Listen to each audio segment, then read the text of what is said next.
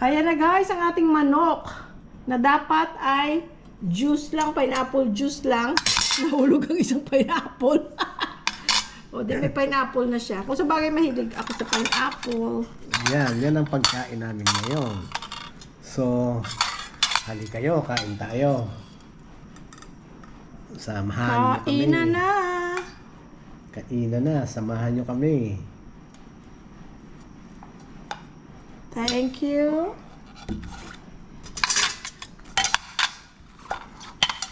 Pasensya pa rin kayo sa boses ko, friends, ha. Medyo lakasan mo lang para marinig nila. Medyo pasensya pa rin kayo sa boses ko, friends, ha. Ayan, malakas na yun, ha. Oo. Pero hindi pa rin ako 100% na magaling, but I'm getting better. Thank you, Lord. Thank you, Lord. Amen. Tingnan mo yan, guys. So, nagsasarsa dahil sa kamatis. Marami tayong kamatis nilagay. Tsaka sibuyas. Tsaka bawang.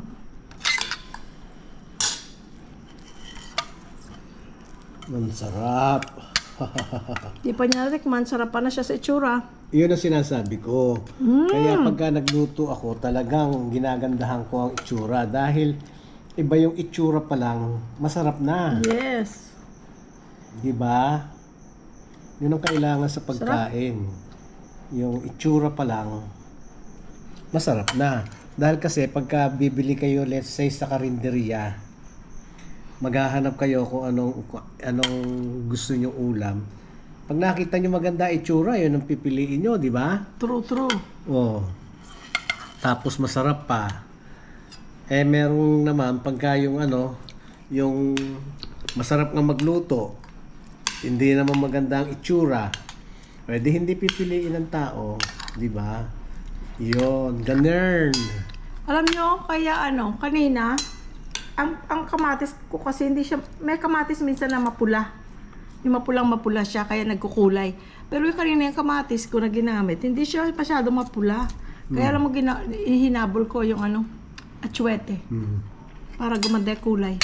That's good. Kasi, for sure, the same lang ang lasa, pero yung kanina, hindi maganda kulay. No? Ano, gusto mo? Sarap. Good, no? Kain tayo, guys. Pagkita tayo sandali. May nag-comment. Instead daw na road ang ipapakita natin, mga pag nagda-drive tayo, mas mabuti pa daw na pag kumain tayo, papakita natin yan yung habang kumakain tayo. Pero hindi natin ma-please lahat kasi meron naman gusto ang road ipakita at sabihin ang mga street. Kasi nga, taga rito sila dati. Siyempre, namimiss nila yung lugar nila.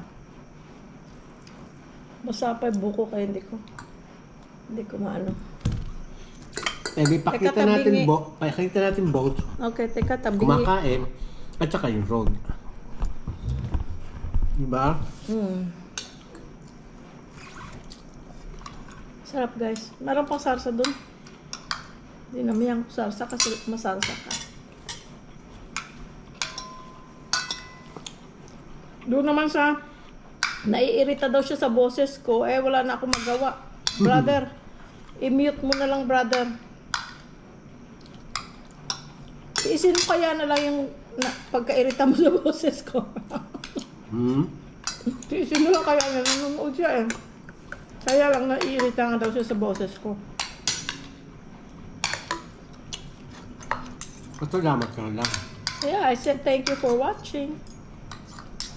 At least nanonood siya.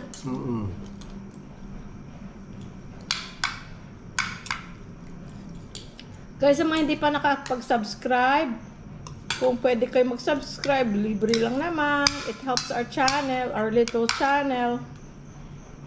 Or mag-comment or kahit naman lang thumbs up yung like. I-click na lang yung thumbs up.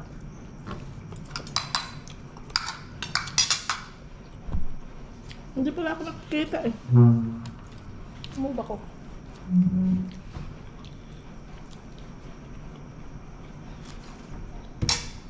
Sarap. Sarap. Nakita nyo naman, di ba, kung paano niluto ni Geraldine? Nakita ko. I-try nyo, masisiyahan kayo. I'm not kidding. Kung sinasabi niya yan, pag hindi niya gusto. Ngayon, kung meron kayong mga anak, lalo na mga more than one, lagyan nyo nila ng itlog, Ay, oo. sama nyo yan. Magugustuhan nila. Ang dagdag. Dati si Louie Boy, Promise.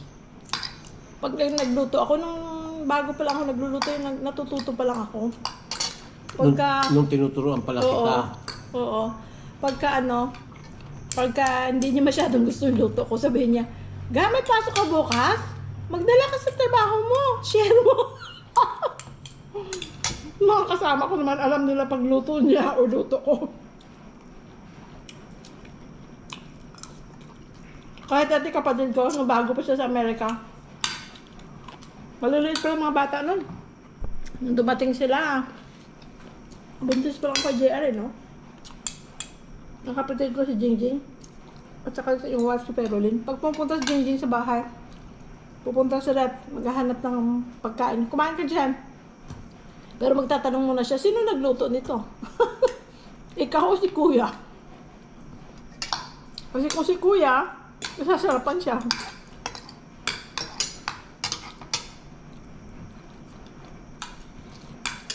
Marunong din kasi siya magluto, kaya alam niya kung masarap anong hindi.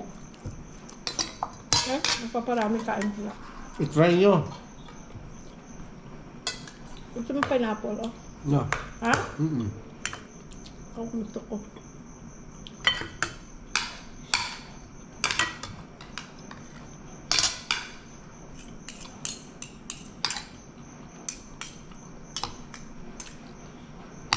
I-try nyo, friends.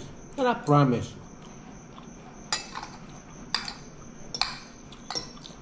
Sasarapan kayo.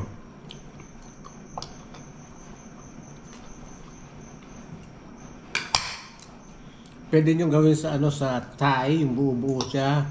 O kaya wings, legs.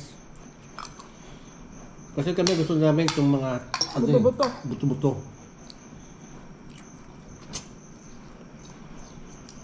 Kahit sa karne. Gusto namin mga buto-buto. Ayaw lang ng lean.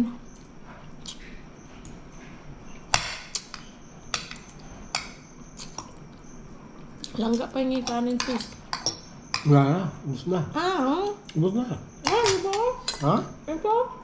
Wala na. Kita ba dyan? Pwede.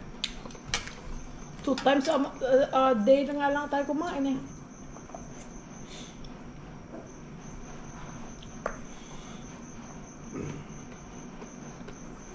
Hindi ako nag-lose weight, pero hindi ako nag-gain mula nang dumating tayo kahit anong dami ng kain ko. Siguro dahil pawis na pawis, no? Yeah. Pawis na. At saka dito, naglalakad-lakad ako dati, hindi.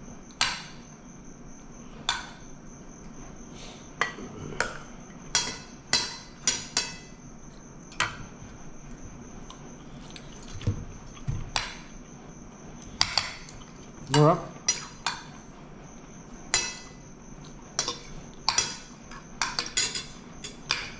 May ano pala nga ito ha, may ano pala, gizzard.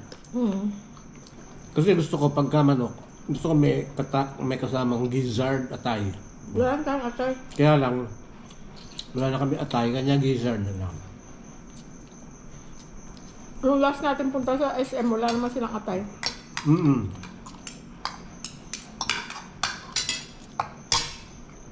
Di ba tinignan ko kaagad?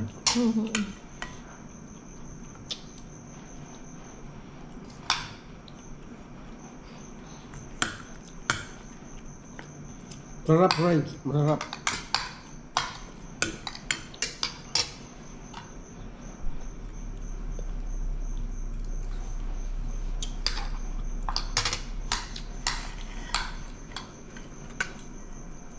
Sarap dito kung may atay, no?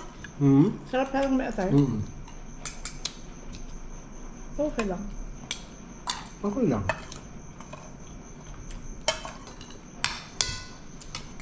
Ano naman lagi kong sinasabi sa'yo eh. Ha? Ano naman lagi kong sinasabi eh. Sa'yo. Pagka wala. Yeah. Ganun din sa kanila. Ganun yung sinasabi ko. Pagka wala, Wala, huwag kayong maghanap. Huwag nyo hanapin yung... Stress ka lang. Huwag nyo hanapin yung wala. Duktungan nyo kung anong nandyan. Induktong nyo. Lagyan ko rin sana kanina ka ng itlog. Kaya lang, number 1, lalo na tayo itlog. Number 2, lalo siyang dadami. Gusto ko yung maubos. Excuse me ha. Maubos yan, dalawang kainan. Para na hindi na ulit-ulit masyado, no? Kasi maitlog, siyempre pandagdag yun. Or 12 eggs. Kaya lang wala rin akong 12 eggs.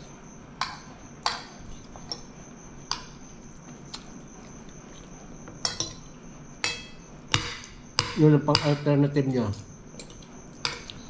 Either or. Either or pwede. 12 egg or yung chicken egg. Bakit gustong pagpadamin? Patatas, carrots. Kung may bisita ka pang dumami. Ano yung carrots, patatas. Kaya lang kami, dadalawa lang kami. Tapos, to tell the truth, ginamit ko na yung patatas kanina. Yun pa. Nung nagluto ako ng corned beef. Yun. May carrots sana, pero pwede na wala. Pagka katulad na wala. Hindi ako naghahanap. Hindi ako wala eh.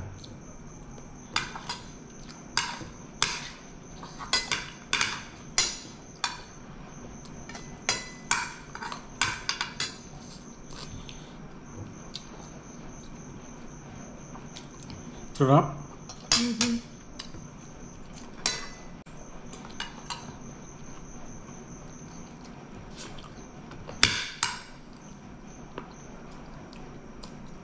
Okay na yung manok sa SM, no?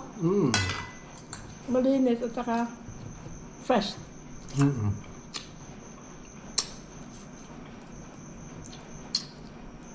Okay na yung presyo. Yan o. Tapos yung convenience nga kung nandun ka na namimili ka ng ibang groceries, edi pumake up ka na lang. Yung pinapangus ko yung laman sa buto. Ako rin. Gusto ko. Ako rin, no? Ayan o.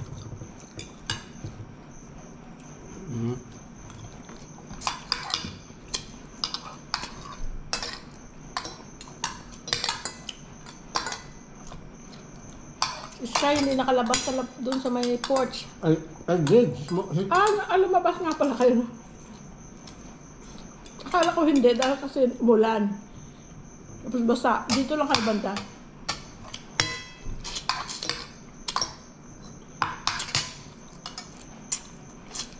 Ang sarap po sana ito. Kung may neck.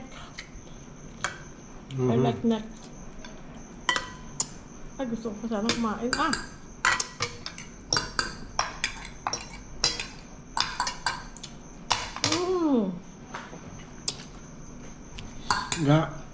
Please get me another glass. Kasi magagalit yung mga yung mga friends ko. Binabawalan ako uminom ng yelo ng malamig. Okay.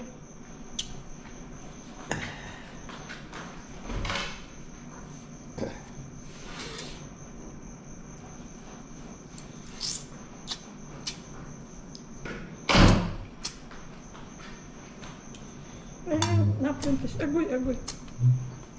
Pahingin napkin lang.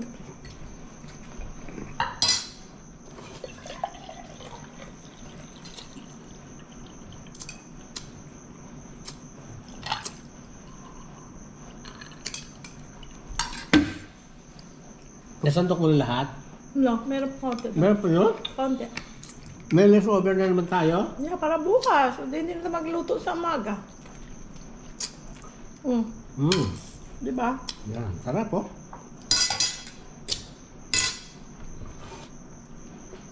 Yung Milo naman, please.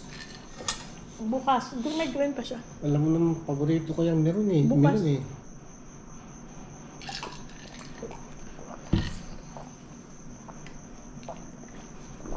Mamayang gabi guys, bago ako matulog, tingnan mo ko ng kalamansi, warm, with lemon. A little bit of lemon. Calamansi with lemon? I mean, honey. Sorry. Ito, balon-balunan, no? Lambot ano. Yung balunan dito, Anong balunan? balon-balunan. Malambot siya, hindi siya doon matigas na matigas. Tapos, sa Aten, ano? Sa California. tapos yung atay doon, pag niluto mo, Hiwa-hiwalay? nagdi-disintegrate. Dito, kahit na anong mo, Firm. formado pa rin siya. Firm At saka siya, hindi firm. siya mapait. Firm. Ang dami nga, friends. Ang daming nagre-reklamo doon. Ayaw ko Sa bakit California, ganun. yung atay ng manok, Bakit ganun? Bihira kang makikita ang buo. Pag niluto mo, wala na. Iwalay na. kami nga pinakukuluan pa namin yun eh. Bubol namin sa with salt. Tapos saka namin hugasan at saka iluluto. Tapos ilan na lang ang matitirang buo.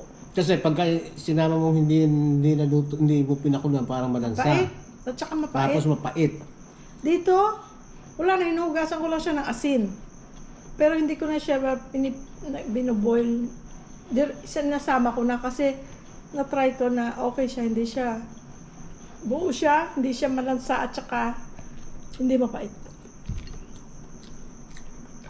Pwede rin pakuluan. Tapos yung balon-balunan doon, pinapakuluan ko rin, pinapalambot ko muna. Dahil matigas. Pero ito, sinama-sama ko lang sila, malambot siya, no? Teka muna. Ha?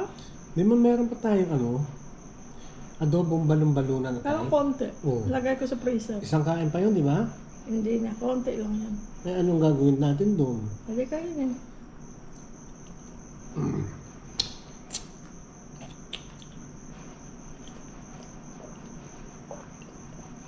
Tulog si Sky. Meron siyang bagong bola. Nire-wrestling niya yung bola. Kasi yung bola, pwede mo lagyan sa mga gilid-gilid ng treat or pagkain. Pero hindi niya basta-basta makuha. Kailangan niyang kutkutin, kagatin. So, busy siya. Nire-wrestling niya. Napagod. Tapos, yung gitna nun, may butas. Mm. May hole na gano'n, straight. Pwede mo doon lagyan ng peanut butter.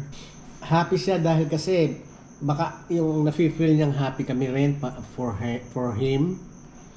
Kanya happy rin siya. Kaya lang hindi siya mapaliguan dahil sabi ng doktor 5 araw daw after ng bago pa siya maligo ng 5 days ng ng vaccine vaccine. niya.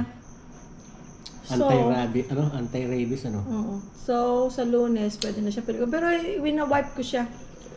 Nawawala naman ang amoy niya tapos meron siyang kulong. Wina-wipe ko siya. Pero kanina, ano bang nangyari?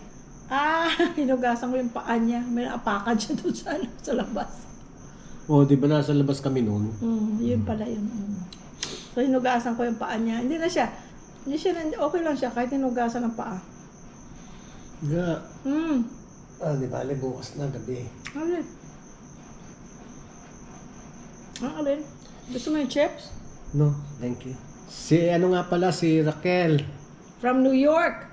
Raquel Vitog. From New York. From New York. Na-meet namin siya. Nag-meet kami nung umuwi siya dito. Nung kailan lang ba yun? June na ba yun? June na. Dito. Oh. Nag-meet kami. Ang saya.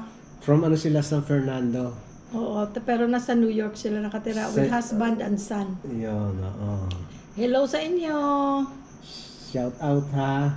Mabilis lang ang panahon pag uwi mo ulit magkita tayo. Yun. Tapos sabi niya, kung gusto raw niya tayong padalan, tinatanong kung paano. Bakit? Dahil may mailbox na tayo. Sabi ko sa kanya, ay naku, nakakahiya naman. Sabi ko gano'n. Pero meron na kaming mailbox. Tapos naglagay ako ng smiley face.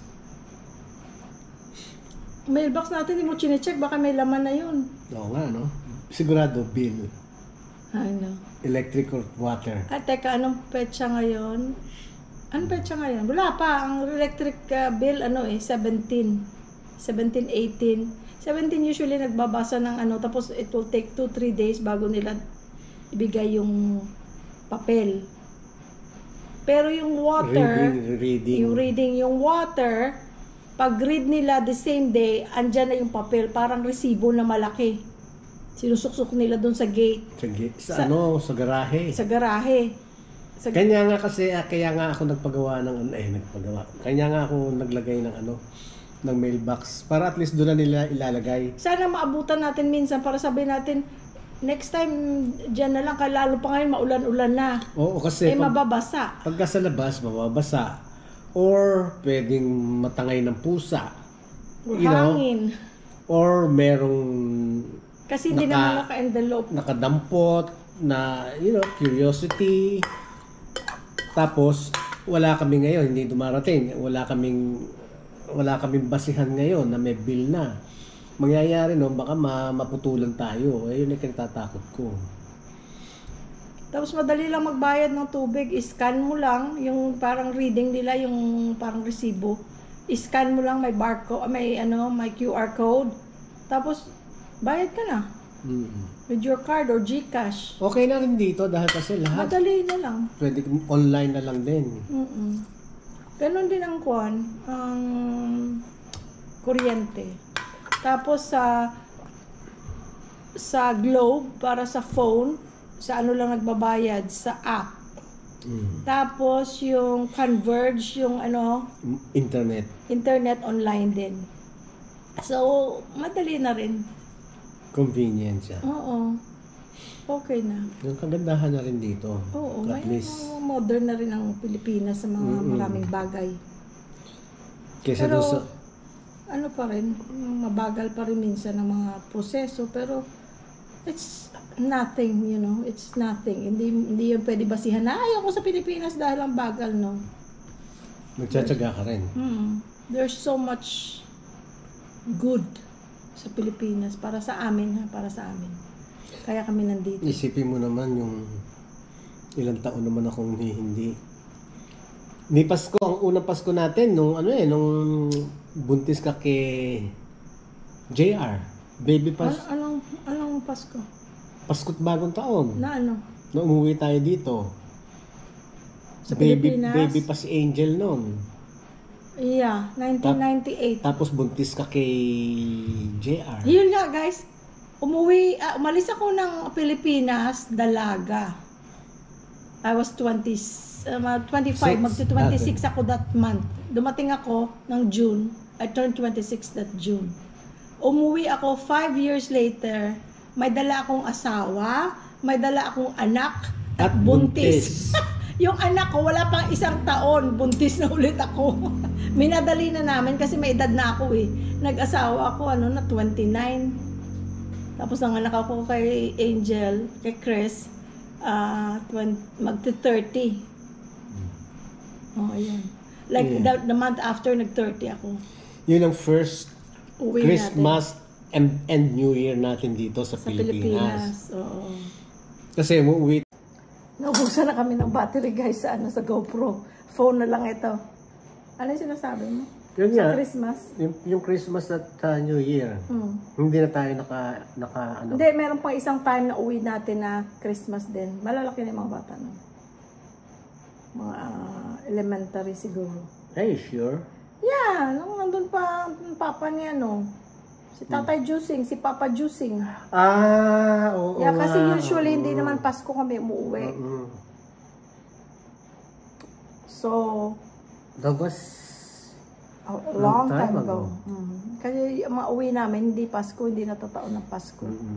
Pero this time, I'm excited na magpapasko kami this will first be time. Our first Christmas and New Year in our own home. Sa Pilipinas. Kasi dati pag umuwi kami, nandun kami sa bahay ng kapatid ko. Ngayon dito. Yung bahay nila, nasa isang nasa isang lugar, isang gate. Nasa likod ang isa, nasa harap yung isa.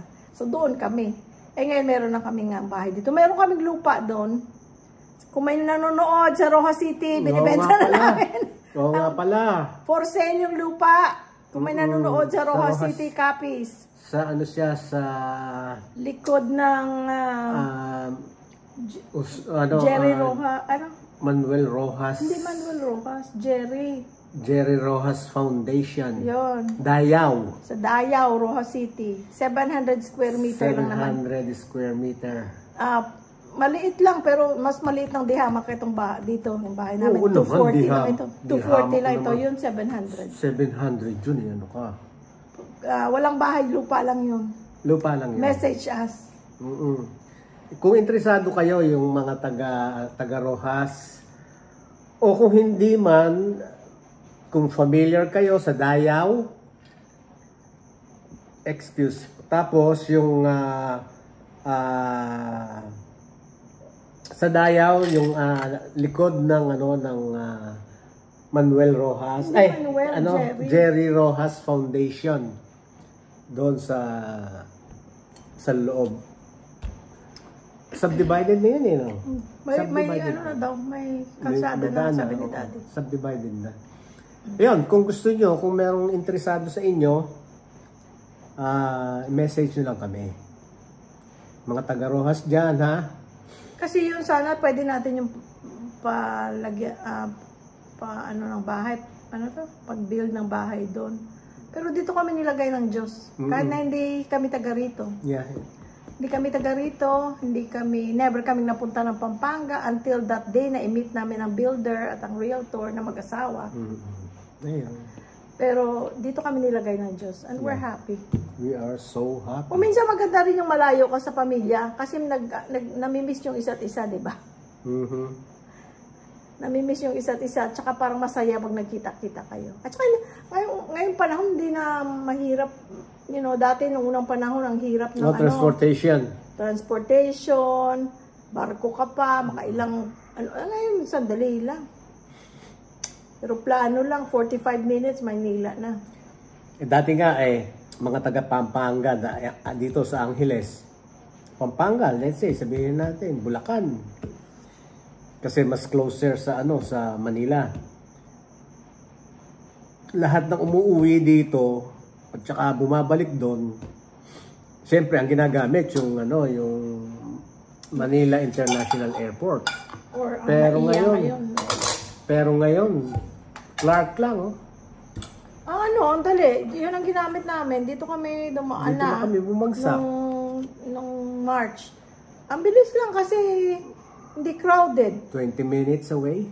Tapos yung 30? 20 minutes. Mga kapatid ko, nung dumating sila, pumunta ng from Thailand. Rojas City, yung isa from California, pumunta sila ng Thailand nung nandito sila. Doon na rin sila, dapat naiya sila. Kaya lang, change nila nung nalaman nila na, ay malapit na lang pala kayo sa airport. So, change nila.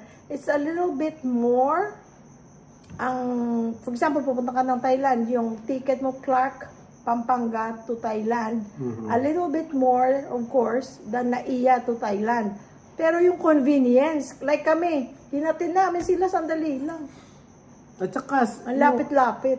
Kaysa ihatin mo pa sila sa Naiya. Oo, yung Naiya dito, mga malayo. Ilang oras din na drive yun. Dahil kasi traffic.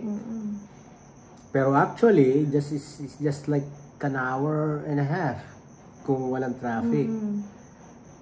Tsaka yung mga taga-north, ayun, pabor din sa kanila. Kaysa sa Manila pa sila darating or aalis, di ba? And then, pretty soon, ang Bulacan may airport na rin. Yun ang pinakamalaki. Yun ang pinakamalaki sa buong mundo. Pero at least dito sa Angeles, meron na tayo. No? Yeah. So, yun guys. Natapos na tayong kumain. Tulog pa rin si Sky. Pag kumakain kami guys, pinapasok namin siya sa crate. Kasi, syempre, hindi pa siya toilet trained. Tapos gagala siya ng gagala. Hindi mo alam kung saan siya, umihi or whatever. Kaya nasa crate siya. Ay, halika na pala. Dahil pakakain ko na pala yung pagkain niya. Binabad ko eh. Kasi binababad ko muna yung food niya. Doon siya sanay. Binababad siya. Tsaka hindi kasi matigas pa para sa kanila eh. Kahit yung treat na maliit ganun siya ng ganun. At his age, matigas pa. Kanya kaila ibabad muna. Halika na, it's about time. Sige. Bye guys. Bye-bye. Bye. Maraming salamat sa inyo sa suporta, sa buong suporta sa amin. Maraming salamat. Thank Sa you. lahat sa inyo, mga OFW, kung saan man kayong Hindi maganda yung angulo. sulok ng mundo nandoon, kung saan man panig kayo ng mundo nandoon, maraming salamat sa inyo. Palagi kayong mag-iingat at palagi rin magdadasal dahil ang pagdadasal, yan na rin ang sandata natin. Yan ang unang-una natin sandata. Yan ang magliligtas sa atin sa kapahamakan. At yan ang magsasalba sa atin. At yan din ang magbibigay ng biyaya. Kaya kailangan lang yun. Paniniwala. Okay guys, thank you very much. Prayer Changes changes things. things. Always Okay? remember. Thank you so much. Bye-bye. Bye.